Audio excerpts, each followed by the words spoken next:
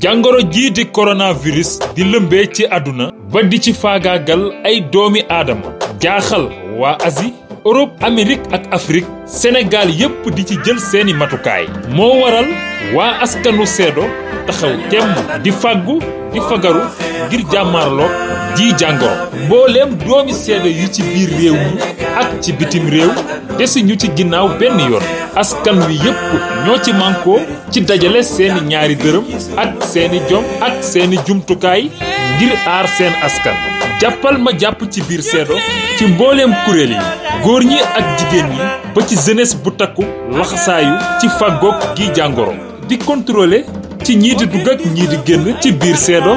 boole ceeg di sensibiliser ci mbooleem askan wi.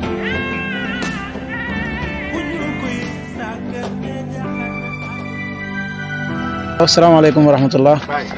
seen mbokk la Daouda Diatara moom moo nekk fii ci entrée Seedo bi ci entrée bi far ak forage bi ñun ñoo far fii di taxaw ci wàllum cet gi fi war waaw di leen nuyu di am ngërmande ci yenn ci Seedo yi nga xamante ne am nañ compréhensif bi nga xamante ne gis nañ suñ taxawaay ci coin yi nga xamante ne ñoom ñoo nekk ci dëkk bi yëpp muy 7 coin yoo xamante ne Seedo yi ñoo ngi fa taxaw kuy dugg da nga taxaw danañ la taxawloo raxas loola wax dëgg fa yàlla ñu ci bëri nag tey ci Seedo yi comprendre nañ ba tax na ñoo ngi ñuy dimbale sax ci suñ mbokk yi nga xamante ne jamono ci gannaaw nanguwuñ woon a taxaw te léegi ñoom ñoo ngi ñuy dimbale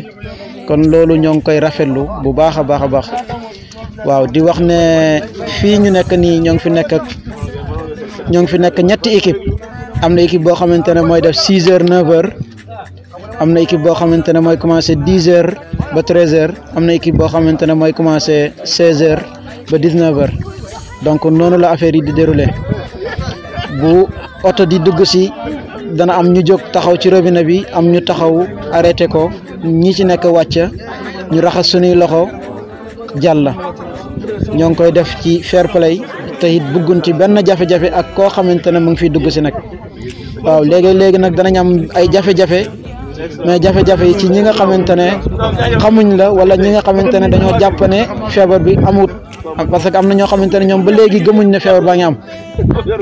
donc problème yooyu daal ñoo ngi koy jànkonte lenn ci ay Seedo ñoo xamante ne dañ leen di raxasloo ñu gàntal ñu ne ñoom gëmuñ ko duñ fi nekk di cité ay non waaye ñoom buñ seetaanee vidéo bi danañ xam ne ñoom moom wax ji am na ñenn ci suñuy mbokk yoo xamante ne tey caareen lañ bokk jafe woon na lool ci ñoom pour ñu taxaw di def li nga xamante ne ñun moo ñu taxaw fii alhamdulilah am na ñoo xamante ne tey respecté nañu ñii nga xamante ne ñoo taxaw ci biti ba buñ ñëwee rek ñoom duñ leen ko wax sax ñoom ñooy wàccal seen bopp am na ñoo xamante ne léegi wax dana ci jub mais dañ leen mujj comprendre bay leen ñu jàll parce que xuloo ak xeex taxu ñoo jóg dañoo bëgg rek ñun ñëpp ñu nekk ci jàmm waaye ñun ñëpp ñu wér li nga xamante ne mu ngi nekk ci yenn dëkk yi ba jaaxal leen la ñu bëggul mu yegg si fii ci suñ dëkk bi moom moo tax ñun ñu doon ay volonté yoo xamante ne soxla wuñ ci jërëjëf sax dañ koo def ndax duñ koo war a def tey Seedo bu amee wér ñun ñëpp dañuy am wér ñoo ngi sacrifier suñ bopp tëj suñuy kër dagg suñuy vacances bay suñuy kër ñëw taxaw ci naaj wi kon nag képp koo xamante ne yaa ngi fiy jaar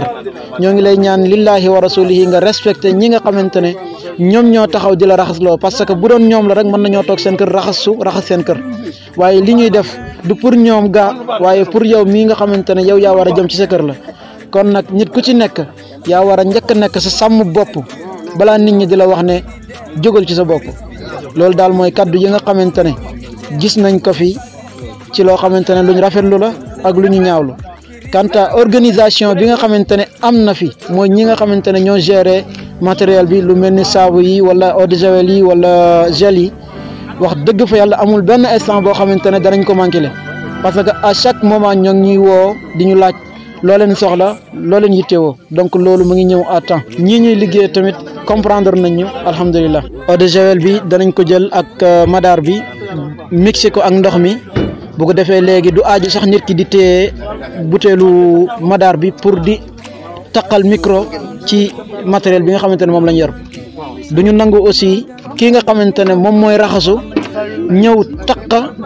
ci robinet bi ba ñun ñooy ubbi robinet bi moom mu raxasu après ñu tëj. ñi nekk ci seen kër liñ leen di digal mooy nit ku ci nekk yow yaa war a jël sa matukaayu bopp ci sa njaboot parce que tey ku feebarle sonn ku feebarle rek sonn kon nag liñ leen di wax mooy même ku amul eau de javel amoo madar mais savon yi na nga ko jël teg sa ndox boo ñëwee nga raxas say loxo dugg ci sa kër dugg ci sa njaboot mën a saafanteeg sa njaboot bépp waajur boo xamante ne yaa ngi dugg ci sa kër te nekkoo fa woon balaa ngay dugg ci sa kër jëlal savon ak ndox loolu rek doy na sax eau de javel même bu ci amut savon bi donc baax na mooy saabu bi nga xamante ne mooy saabu ordinaire bi jël ko nga raxasu c'est facile même pas 30 secondes nga dox say aajo muccal sa njaboot. waaw parce que boo gisee moo tax ñun ñii nga xamante ne ñoo ngi fi nekk ku ci nekk mu ngi yor masque boppam gaa yaa ngi wër ci dëkk bi yor seeni saak yoo xamante ne ay masque ñoo ci nekk ñu di ko distribuer parce que lii tax ñu di ko distribuer dañoo gis ni obligatoire la ci nit ki mu utiliser masque donc muy kii nekk ci biir këram bu ko mënee utiliser baax na pour moom parce que mbir mi nekkul loo xamante ne ci loxo dong lay wàllee kon bu ñu raxasi loxo kese yem ci mais buñ mënee utiliser masque yi danañu dimbale parce que fii may wax ak yow mën naa am maa ngi wax taflit di génn suma gémmiñ donc loolu mën nay nekk te mën na génn sama gémmiñ dal fenn yow xamoo ko woon nga laal ko laal sa bët te doomu aadama loxom dafa jege ak jëmmam parce que lépp loo xamante ne taq na ci loxom rek day dem ci jëmma ji tey robinet bi su ma ko laalee mën naa am lu ma fatt ma taxuñu donc instant boobu noonu mën naa am fekk na yóbbu naa microbe bi ci sama jëmm ji kon buñ raxas loxo yi kese yem ci mais nañ ci boolee aussi di takk masque aussi yëre yi nga xamante ne moom la ñuy nekkee sax ci biti buñ ko mënee buñ yeggee sunu kër ñu jël weer ko ci naaj wi ba nga xamante ne microbe bi ci nekk yëpp naaj wi kii na ko loolu sax buñ ko mënee dafa gën. raxasal loxo na set moo lay muccal kaaraange bi gën a wóor feebar baa ngi ak li mu àndal dalay faat waaw nañu ànd xeex ko mu jeex rassemblement lay bañ toog leen yéen seen kër. waaw salaamaaleykum man Mbaye Camara laa tudd nekk trésorier section comité de lutte Covid-19 dëkk Séddo nekk un immigré donc ñëwoon vacances affaire yi fekk ñu wàcc sur le terrain ànd ak gars yi ci liggéey bi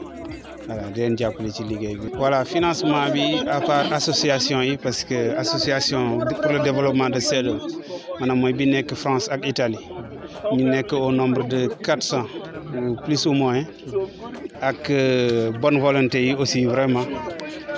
ku nekk dugal na ci loxoom parce que xëy na tudd ñëpp moom mënul nekk mais li ëpp doole ci jeunes yi daal ak dëkk bi ñi ne ci àll bi ñoom ñëpp dugal nañ seen loxo ku nekk def na ci lu mu mën daal def na ko ci biir vraiment côté matériel ak côté finance côté xaalis. waaw mbir mi fekk xamoo fan lay yem moom boo amee ndimbal fu ndimbal mën a jógee rek comme li olof di wax fu mu xëyee rek na taw voilà mais pour le moment moom jotuñu dara ci état lépp li ñuy def moom suñu moyen bopp la waaw alhamdulilah vraiment dëkk bi jàpp nit ñi ci ñëpp dugal nañ ci seen loxo macha allah fond bi muy démarré parce que ci ay 60 000 environ ci lu ñu démarré mais tey alhamdulilah vraiment romb nañ daal boo defee calcul bi lépp daal romb nañ 1 million yi moom c'est sûr donc kon loolu sant yàlla la te lépp ci doole dëkk bi la jógee daal. yàlla def na aussi lépp lu ñuy jënd rek day am réussi te aussi chaque semaine. dinañu def trésorier ak maanaam ki nga xam ne mooy yor porte parole yi muy Aliou Ndaw ak Mamoud Silla dinañu def bilan présenté ko comité bi présenté ko aussi dugal ko ci pencum Séddo dugal ko fépp fu nga xam ni daal doomu Séddo mën na fa nekk jot information chaque fin de semaine daal dinañ def bilan lépp lu ñu dépensé dinañ wax somme bi lu ñu dépensé lu dugg dinañ wax somme bi moo dugg lu des dinañ wax exact li moo des mais lépp lu ñu jënd moom am na reçu yi ñoo ngi ko gardé. voilà pour le moment daal wax dëgg amagul benn jafe-jafe te yaakaar nañu ne dinañ bu yàlla defee mu jeex dinañ ci ne bu mu jeex du am problème. vraiment ñoo ngi génne mais moo ngi dugg aussi parce que mën naa ne chaque jour di nga am au moins 15 000 francs yu nga xam ne xëy na mën na dugg ci biir gafage gi quoi xëy na nag mi ngi génn voilà mais dugg aussi vraiment ñoo ngi sant yàlla parce que bonne volonté yi wax dëgg yàlla xaalis yi ngi jógee fu nekk. au niveau de Dakar mooy cadres yi ak intellectuels yi immigrés yi aussi ñi ngi yónnee même doomu dëkk bi vraiment ñoom ñëpp la romb léeg-léeg ñuy joxe ku ne daal ak dooleem fu mu toll mi ngi participer quoi. di sant dëkk bi yëpp di sant comité bi aussi di sant ñi taxaw ci naaj wi ñëpp ñu ngi leen di sant leen di gërëm. voilà loolu aussi vraiment xëy na amuñu benn numéro Orange Money directement mais am nañu ay nit yu nga xam ne tey ku leen contacter rek mën nga leen ko yónnee xaalis bi dinañ ci jot ñoom Aliou Ndaw ñoom Barou Ndaw ñoom Mamour Silla dégg nga maam comité bi daal yéen ñëpp kuñ ci yónnee daal ku nekk ki mu gën a jege par exemple tey am na ñu yónnee xaalis Baye Jabel Cissé liñ ko jox vraiment jot nañ ci xaalis bi donc kon fu xaalis mën a jógee rek jàpp nañ ne dina ñëw quoi. voilà man la Aliou Ndaw man may chargé de communication du comité de lutte contre le Covid-19 à C2CB. loolu aussi nag dañ ko mi ngi ñëw biñ modifié parce que biñ démarré coordonnateur lañ amoon président tous les autres ay membres la ñoon mais après lañ toogaat dal di xalaataat dal di ci toog yokk trésorier yokk ci vice président yokk ci coordonnateur adjoint en même temps fal trésorier et son adjoint en même temps ñu fal chargé de communication et son adjoint. voilà ci côté budget bi moom ni ñu koy waxee mooy population bi moo jël en charge lépp mais nag à travers ces structures mooy ay association parce que association yi nga xam ne ñoo yor sport bi bitim réew Italie def nañ ci seen loxo 300 000 association internationale bu ressortissants CEDO bu Italie bu France def nañ ci seen loxo lu war a mat téeméeri junni ensuite Asifor bi nga xam ne moo yor mbirum ndox mi dugal na ci loxoom 55 000 ak ki bonne volonté ñuy joxe ay 5 000 ñuy joxe 10 000 ñuy joxe 20 000 ñuy joxe 25 000 population yi joxe am na ñi nga xam ne ñu ñëw joxe ay matériel ki ci mel ni ma dëkk Cissé joxe na 300 masques man Ndiaye Amérique joxe na eau de javel ak Madar Bas Congaan joxe na 300 masques noonu la ay ñoom Papa Alioune Kambel ñoom ñëpp ku ci nekk def nga ci mbir mi kon boo xoolee mbir mi ñëpp daal ñoo ci jël def ci seen loxo ba tax na nag loolu moo constitué budget bi léegi nag trésorier bi moo koy gérer mais à chaque fois trésorier bi lu mu gérer da koy envoyé chargé de communication bi moom moo koy yéene ñëpp dégg ko képp ku ci def ab dërëmam wala nga def ci sa doole ma jox benn exemple ki ci mel ni Abdoulaye moom bu toogee ba ay 11h moom mooy wër place yëpp yi nga xam ne entrée principale yi mu ànd ak Momar Tall Sylla di joxe glace xam nga loolu lu am solo ñu ngi wax aussi maire Kayru fii nii ñu taxaw nii chaque jour moo fiy indi ñaari mbuusi glace pour que gars yi di ko mën a parce que ñëpp xam nañ dafa tàng ma joxe exemple yooyu ñëpp ñoo ci jàpp ñoo ci def seen loxo ba nga xam ne mbir mi budget ñëpp la te niñ koy réaliser ñëpp ñoo koy def ma joxe ba beneen exemple te lii gën a yombal mbir yi nag mooy dañoo am suñu ñetti immigré yi nga xam ne ñu ngi yori oto ñoom ñooy wër ma jox exemple ma dikk Cissé Jabel Cissé ak Abdouli mi ma waxoon léegi ñoom ñooñu yombalal mbir yi ñoom ñooy yeewu suba teel dal di dem ci magasin bi dal di jël matériel dox wër ci entrée principale yëpp dal di leen di approvisionner en détergent c'est-à-dire en eau en gel en eau de javel et en savon léegi pour que ñu mën a toppatoo mbir yi ñu mu mën a baax pour ma joxe rek exemple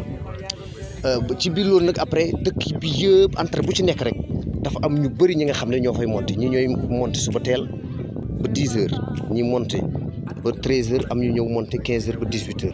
wala ba fa couvre-feu bi di ñëwee pour wane ne ni taxawaay bii la waa CEDO taxawee budget bi ñoom ñoo ko jël def ko seen poche ñoo ko utile demuñ laajuñ kenn population bi ci boppam ci structure yi yëpp yi nekk fii ak yi nekk bitim réew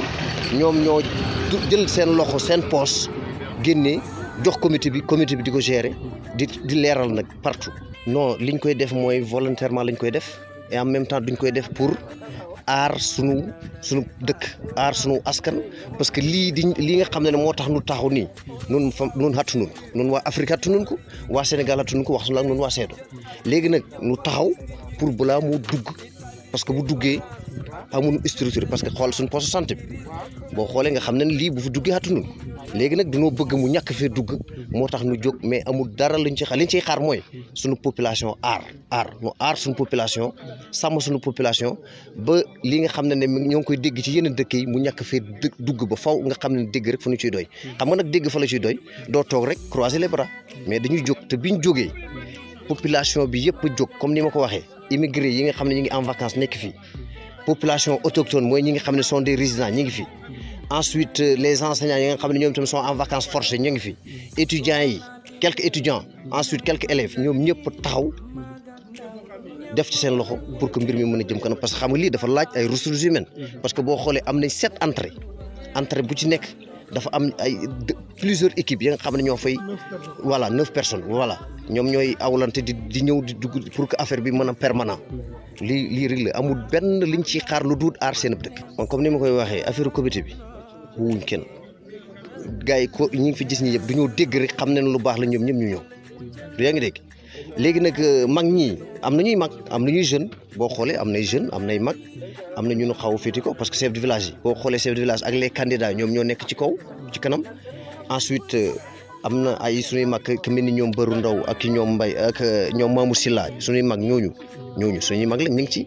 ensuite am na ñeneen ñi leen féeti suuf ñoom ñëpp ñoo jóg du yaa ngi dégg ñoom ñëpp ñoo jóg taxaw kantaan nag pour yeneen xale yi lan moo tax ñëwuñ loolu c'est une question de volonté ak question de citoyenneté xam nga sa dëkk bu jógee waroo xaar ku la woo boo gisee mu rafet da nga war a jóg ñëw fekk si mbir mi ñëw bokk ci mbir mi parce que mbir mi kenn moomu xam kan moo ko moom population Séddo kon nag fekk ci population Séddo nga bokk boo déggee ne waa population Séddo bi jóg nañ yow itam da ngaa war a jóg ñëw taxaw pour taxaw sa bopp parce que boo yaakaaree ne li ngay def kenn nga ko def rek da ngay juum parce que nun ñii fi nekk yëpp taxaw suñu bopp lu ñuy aar parce que lii tax ma ne suñu bopp lu ñuy aar parce que bu la dalee day métti bu dalee sa mbokk dal na la bu dalee sa doom dal na la bu dalee sa xarit dal na la kon nag taxawu balaa moo ñëw taxawu sa bopp la taxawu sa dëkk la taxawu askan bi yëpp la léegi nag kanta pour gars yi la tee ñëwuñ noo ngi sensibiliser noo ngi wax noo ngi yéene léegi manque de volonté la rek la ak question de citoyenneté léegi nag li am solo mooy noo ngi lancé appel ñëpp ñëw parce que yaa ngi wax ne am nañ matériel oui am nañ matériel parce que budget bi ma la wax bi muy démarré parce que dem na ba mën na parce que ay 860 000 lu ñu démarré noo ngi démarré 60 000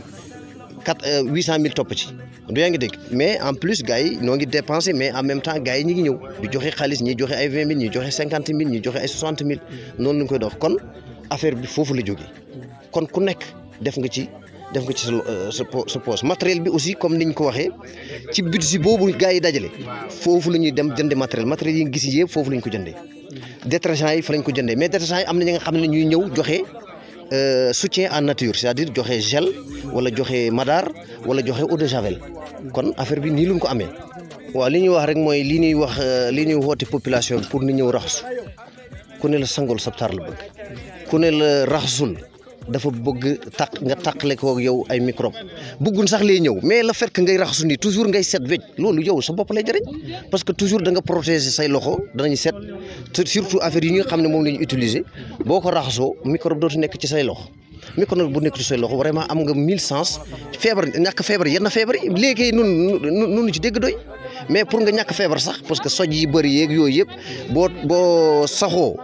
hygiène di soxoo di raxasu en permanence sa bopp la lay jëriñ léegi moo tax ñuy woo appel population bi ne li ñuy def nii seen njëriñ la nun amuñ ci benn njëriñ nun amuñ ci benn intérêt bi rek mooy ñu seet ba ñu ñàkk feebar loolu mooy suñu intérêt ci yaa ngi dégg kon nag nañ ñëw léegi à chaque fois ñu gës ci ñi nga xam ne ñuy réticent mais buñ leen expliquer buñ ñu nangu ñëw ku ci nangu doo dugg dëkk bi parce que aussi ñun duñuy protéger suñu dëkk boo nangoo ñëw raxasu nga raxasu te jàll ci biir dëkk bi boo nangut raxasu là aussi danoon wax ak yow soit nga raxasu wala nga lay muccal kaaraange bi gën a wóor feebar baa ngi ak li mu àndal dalay faat waaw nañu ànd xeex ko mu jeex bul joxe loxo loolu dalay muccal kaaraange bi wóorange bul ko fowe yàgg na gis yow ni muy faat waay. Waaleykum rahmatulah ñu ngi leen nuyu gannaaw bi ñu leen nuyu di julli ci Yonent bi sallallahu alayhi wa sallam ñu ngi leen ziar yi ñëpp di leen dalal ci jàmm si ma présente ñu ngi may wax Ababacar Ndom mais nag Baba Boury Ndom mooy tur bi gën a siiw ci Sédhiou gi je suis le président actuel section d'Italie waaye nag maa fi yàlla dogal na aussi maa fi représenté aussi section de France kon mën naa ne rek je suis le président de la diaspora ci bés yi ko heure yi ñu toll nii. maa ngi aussi nekk membre comité bi di koy piloté ak gars yi waaye dafa am lu nekk rek ku nekk ñu ko jox ab ciiram seet nañu luñ ci war a seet yëpp nag waaye suñu sañoon aussi comme le professeur Aliou Ndao ni mu njëkkee présenté wu loolu rek moo fa nekk ndax mun ñoo ñàkk teew waaye suñu sañoon buñ teewee it suñ kanam rek la ñuy nekk waaw ndax dafa am cër bi ñu jox ñun kon bu ñu gérer mais bii it ñoo ko seq waaye ñoom lañ ci jiital te ñoo ci war a jiital parce que ñoom ñoo nekk si les milieux locaux. waaw alhamdulilah financement bi jàpp nañ ci te mooy li ñu ci warit ndax yàlla dogal na suñ dëkk yi moom surtout Sédhiou ci côté financement kees yi ci bitti rek ñoo koy fonctionnel waaye nag ku nekk rek ak sa cër xaalis moom bu ñëwee teew sans équipe bu koy utiliser du am njëriñ kon dañoo coopérer xaalis bi bii gën a am njëriñ te mën a servir fële lay jógee mais nag bu ñëwee ci loxo yi ñi fi nekk lay tege ñooy doxal la fi mën a fonctionner rek man damay wax ne ñoom lay njaag rek ñoom ñooy njaag waaw. kon bu ñu déggee bu baax a baax gars yi boo leen di rendre compte yaa ngi rafet liggéey bi bu baax di leen di masawu coono it wax dëgg lii ma wóor mooy bu nekkutoon volontariat ngir yàlla kese bu nekkoon salaire rek gëmu mën a dañu ko respecté nii mais nag comme que jóg rek da ngaa ñëwee ngir yàlla andi sa doole andi sa participation say xalaat say prévention parce que lii bu ku ci mucc rek musal nga ka ca des ku contamine rek noonu jàpp noonu ñëpp doon ko jot ndax ni ñu dundee moo demee noonu waaw moo tax liggéey moom wax dëgg yàlla macha allah taxaw nañ ci nañ war a taxaw sobre tout nag xam naa ne kii am na lu mu ci caf ñi fi yor ay oto wax dëgg yàlla boo gisee bunt yi am facilité ñi yore oto yàlla baaxee leen soxluñ suñ gasoil soxluñ suñ dara ci poste yi loolu bu nekk doon oto du mën a nekk waaw loolu nag moo tax may wax ne nun luñ ci sonn rek wax dëgg yàlla am na ñoo xam ne ñoom la ñuy gën a delloo njukkal ndax ñun ñoo ngi ci équipe bi mais ci biir dëkk bi di monter ci marché bi dafay gën a yomb waaw léegi nag vraiment ñi ci àll bi nag moo gën a jafe ndax ca ngay jànkoonteeg façon nit bu nekk ca ngay dajee naaj bi fa lay gën a tànge ci entre ak yeneen yu bëri. feebar baa ngi ak li mu àndal nañu ànd xeex ko mu jeex. corona bi léegi mooy pandémie mag ak ndaw ñëpp lay dël feebar baa ngi ak li mu àndal. asalaamaaleykum wa rahmatullah, c'est monsieur Ndao, conseiller municipal et en même temps adjoint au maire commune Nabadji, domicilié à Sédhiou également. Bon, c'est dans le cadre du ci biir Covid-19 bi bon moom moo waral ñu monté benn comité boo xamante ni bi ñi ko composé mooy le chef de village mooy président bi, l'infirmier chef de poste, en même temps les conseillers municipaux, aussi il y a les bajenu gox, l'association des jeunes, bon association de développement dëkk bi moom mooy suñu taxawaay mais nag vraiment avec la participation de tout le monde comme ni ngeen ko gisee ñi nga xam ne ñu ngi taxaw yëpp ci comité bi lañ bokk. L'ensemble des jeunes du village ñoo def ay checkpoint vraiment fu nekk à l'entrée du village ñu ngi fa toog def mobilisation en même temps ci biir marché bi aussi am na équipe yoo xam ne chaque jour dañuy monter pour vraiment veiller à la régularité et aux normes yi nga xamante ni moom lañ laaj. loolu daal mooy suñu taxawaay bon mais nous également on a un double rôle en tant qu'adjoint au maire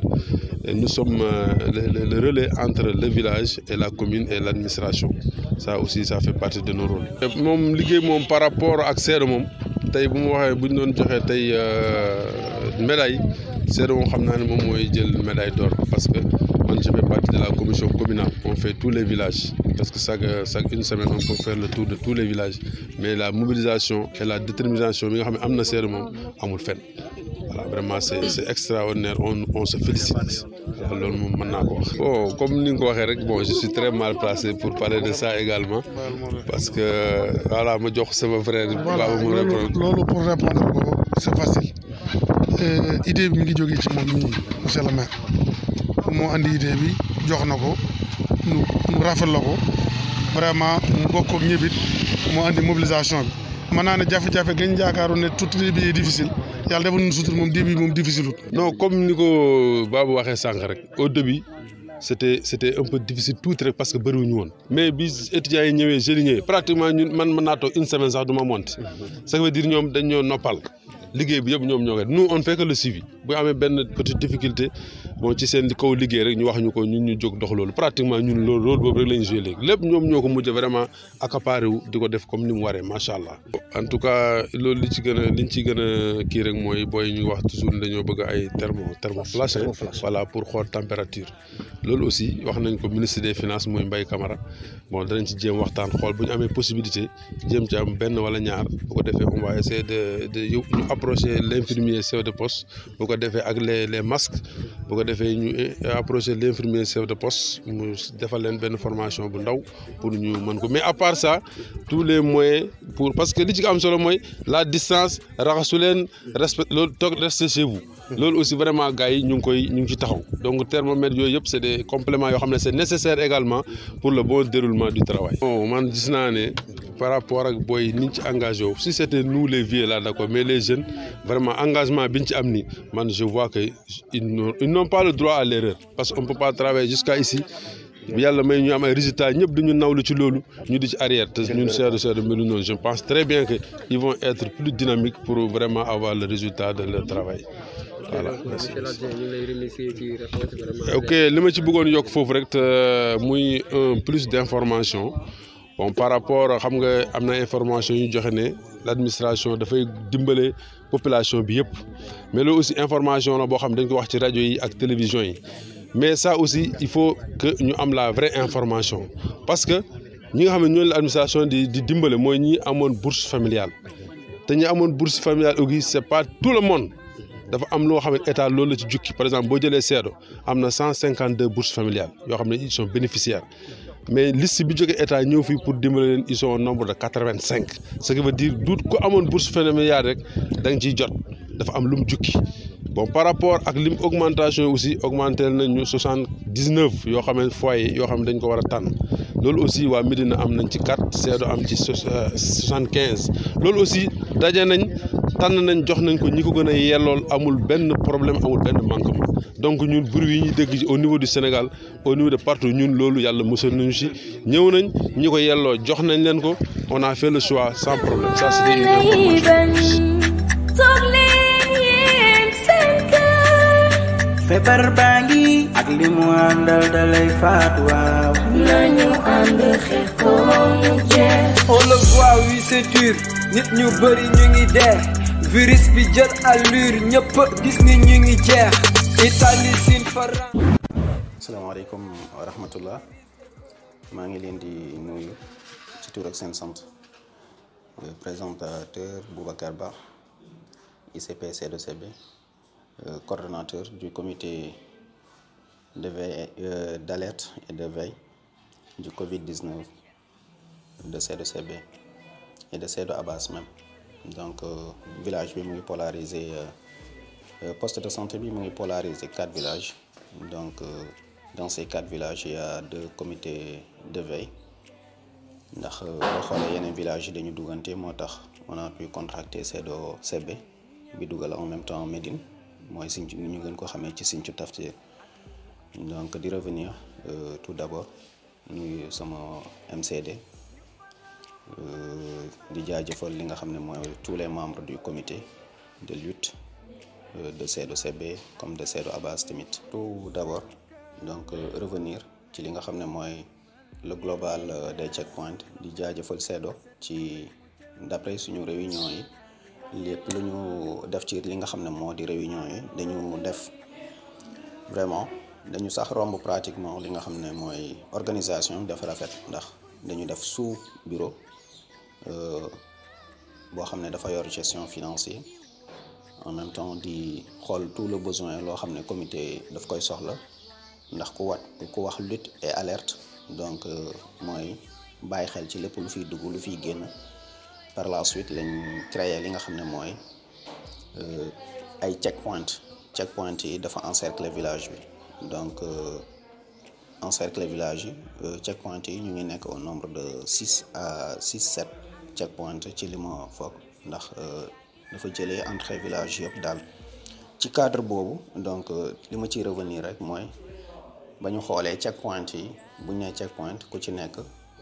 dañ koy responsabiliser ndax li muy jëriñ mooy ay lave-mains lañ fa placé di jëriñ ne que képp ku dugg wala ku génn raxas say loxo ba mu set tamit ñu wax la matuwaay yan nga war a mën a jël respect distanciation sociale yi en même temps tamit wàññi nuyoo yi ci contexte boo duggee ci biir village bi ci biir loolu man sama rôle moo ci di veiller ci li nga xam ne moom mooy la bonne gestion ak sur le respect de l'hygiène ak tamit toutefois buñ ma alerté ci benn membre bu dugg si ma gën ci bàyyi xel dem xool li nga xam ne moom moo di niñ ko war a defee rek moom moo di contrôler ce qui est sa température ndax malheureusement ñun checkpoint yi amuñu ay thermoflash donc vraiment doon na rafet tamit ñu am ay thermoflash gën a mën a jël li nga xam ne mooy matuwaay loolu tamit manquement la ci contexte boobu donc li nga xam ne moom mooy porteur bi ñu gën a gis moom mooy la main moom mooy mën a porter lépp loo xam ne moom mooy ndax loxo mooy dem fépp moo gën a mën a yëngatu ci li nga xam ne moom mooy li lépp lu xel di def rek daanaka loxo moo koy mottalil boo gisee koo xam ne vraiment sa xarit la sa nawle bëgg nga sa xol neex na ci moom nga bëgg ñëw akolaat ko nuyu ko donc yooyu yëpp mu ay yoo xam ne instant yi dañ ko aaye ci li nga xam ne moom mooy moment bi nga xam ne vraiment moment pandémie Covid la di ci sant yàlla bu baax tamit li nga xam ne moom mooy vraiment di zone Fouta bi di zone Matam particulièrement kenn tudd ko si et puis ñuy ñaan yàlla loolu yëpp ci góorgóorlu li nga xam ne moom mooy membre yi ñu teg ci checkpoint yi que ce soit dans mon village que ce soit tamit aux alentours wala ci yeneen département yi di leen ci jaajëfal di leen di wax ne volonté la ndax tamit checkpoint yi gars yi kenn fayu leen wax dëgg dañuy defal yàlla donc defal yàlla aussi defal seen wàllu wér-gu-yaram ndax jàngoro bu fi duggee xam nañ ne contexte socialement économiquement tamit ni muy laal waxuma la nag socialement surtout que ñun ni ñu dëkkee ci li nga xam ne moom mooy village bi fii nii ok li may gën a wax rek mooy nit moom nit la rek am na ñoo xam ne dañu dëgër bopp am na ñoo xam ne tamit dañuy gis ne que daf ma bëgg a yilif waaw ndax xëy na digal na ko raxas loxo mais ka nga xam ne digal na la raxas loxo kooku li mu la digal mooy sa wér-gu-yaram daal la bëggal dana métti mais saa su ne du tere tamit wax dëgg ñi nga xam ne ñu ngi ci checkpoint yi te ñu nit du ñu noppee di yee askan wi tout le temps wax leen li nga xam ne moom mooy njëriñu raxas loxo li ñuy wax rek mooy képp ki nga xam ne moom jóg na defar masque comme tailleur yi xam nañ ne bu baax ay styliste lañ aussi modèle bu ñu gis mën nañ ko ñaw mais li ñu leen di wax tamit mooy dafa am ay normes yoo xam ne vraiment war nañ ci war a mën a sukkandiku ngir mën a defar masque bi donc surtout mooy norme hygiène bu njëkk ak norme tamit ñu ngi wax ne masque yi ñëpp mën nañ defar masque mais masque yi vraiment ci waxtu bii ñu toll doon na baax ñu am des masques médicalisés mais comme tamit mënuñu ko am et on suppose que tamit virus bi màgg na màggaay boo xam ne moo tax ñu naan la distance respect de la distance de 1 mètre ndax waa ji bu tisoolee seet nañ ne que virus bi rëy na rëyaay boo xam ne laata muy agsi ci 1 mètre boobu day daanu ci suuf donc kooku loolu moo lay won ne virus bi du wut lu ndaw a ndaw daal donc bu doon lu ndaw a ndaw la dina am masque yoo xam ne duñ ko mën a filtrer mais instant yi xam nañ ne que bépp masque boo am rek mën a filtrer li nga xam ne moom mooy virus bi liñ ci gën a kii nag aussi mooy nga sol masque boo xam ne tailleur defar na ko ndax dafay laaj comme yow da ngay voyager am na nu muy talee da lay sonal laaj na tamit vraiment nga ut tissu boo xam ne conforme na ak loo xam ne boo ko tegee sa kaw di nga ci war a mën a nooyi correctement di nga mën a def say activité tamit correctement waaw li ñuy wax tamit mooy masque kenn du ko essayer waaw faut pas que saa yoo ñawee ba pare rek nga ne yow da ngay taxaw pour essayer masque bi xool ban forme la ndax ñaanuñu ko yàlla xëy na yow même bu dul li nga xam ne sax moom mooy Covid bi coronavirus bi nga porté ko ñaanuñu ko yàlla mais am na yeneen jàngoro yoo xam ne xeetu jàngoro tamit sa xët la waaw comme yi ni mel ni ay tuberculose ñaanuñu yàlla moo tax surtout que du lii nii dafa gën a yeesal hygiène yi ñu war a jël mën a jël que ce soit toute maladie boo xam ne respiratoire la donc côté boobu laay gën a yeewee li nga xam ne mooy tailleur yi ci seen farlu ci seen volonté ci seen tamit bëgg a dimbal askan wi surtout et que li ñuy wax mooy nit ki waroo jël benn masque toute une longueur de journée masque bi normalement 2 heures à 3 heures de temps war nga ko changer donc dafay laaj nga am le nombre de masques ci yow activité bi nga bëgg a def ndax des ci seen kër moo gën a wóor boo desee sa kër yow déjà soxla woo masque waaw ndax leer na ne xëy na sa kër am nga fa am yaakaar goo xam ne que demeewul noonu xelaatoo fa jàngoro ji mais vraiment buñ mënee bépp activité booy def booy génn nga sol masque surtout que à l'instant bii nii cas communautaire yi bari nañ bari waaye boo xam ne vraiment pour aar sa bopp pour aar askan wi di nga mën a farlu au moins sol masque mën a génn correctement mën a def say activité boo amatul leneen loo fay def nga daal di dellu siwaat ñaaxaat comité de veille et d'alerte yi aussi ci bépp matuwaay te xam ne du wut lu yomb ndax di nga interpeller nit doo xam ci yoonam bi nga ko fekk boo si diisul surtout ci jamono ji ñu toll ku ci nekk nga mu ngi guux meram bu ñu xeex bu ñu xiiroo waaw vraiment nañ mën a conseiller ak tamit bu ñu fi amee ay jafe-jafe tamit ñu interpeller la personne li nga xam ne ressource boo xam ne mën na ñëw lijjanti problème bi aisément def nañ ko fi ci ay cas chef de village le président jaabante na fi dem na ci yeneen village wax dëgg ndax comme Seedo da ngay dugg demaat ci yeneen village dem na interpeller beneen chef de village wax ko tamit li nga xam ne mooy suñu checkpoint yi loolu la ñuy daj ci ay jafe-jafe donc moo wax ne ñi nekk ci checkpoint yi nañ gën a mën a muñ ndax yombut du lu yomb vraiment ñu leen ci jaajëfal bu baax Seedo ci kaw bisimilah ñi detti door dellu sàkku ñaan di ñaan yàlla mu nangul nu lépp luñ ko ñaan seytaane day yàq xel di soppi xalaat di féewale àndandoon dal bu mu laal yaay yéen xaaleel réew mi ni laa ko